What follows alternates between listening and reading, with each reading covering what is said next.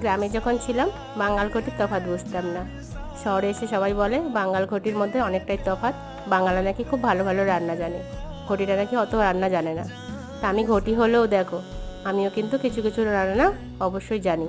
তবে হ্যাঁ, রান্নাটা বাড়িতে করতে হবে, ট্রাই করতে হবে, আর খেয়ে দেখতে হবে কতটা ভালো, কতটা টেস্ট। সবার মুখে তো সমান টেস্ট লাগে না, একবার শুধু ট্রাই করতে হবে। দেখো আজকে আমি সর্ষে পোস্ত দিয়ে বেগুন দিয়ে ইলিশ মাছ রান্না করেছি। ইলিশের ভাপা, সর্ষে, অনেক কিছু অনেক রকম হয়, কালো জিরে দিয়ে বেগুন, পাতলা ঝোল, কিন্তু এভাবে বেগুন দিয়ে একবার রান্না করলে দেখবে খুব টেস্ট লাগবে। তা আমি কিছুটা ছোটো ছোটো ইলিশ মাছ নিয়েছি, এখানে বেগুনটাও ভেজে নিয়েছি, ইলিশ মাছগুলো হালকা একটু ভেজে নিয়েছি, কালো জিরে ফোড়ন দিয়ে কাঁচা লঙ্কা দিয়ে একটু টমেটো কুচি দিয়েছি, আর সর্ষে আর পোস্ত বেটে আমি দিয়ে দিয়েছি, একটু লাল লঙ্কার গুঁড়ো দিয়েছি কালারের জন্য। দেখো কষিয়ে কি সুন্দর করে একটু জল দিয়ে দিয়েছি, ফুটে গেছে, দারুণ খেতে। ভালো লাগলে অবশ্যই একবার বাড়িতে ট্রাই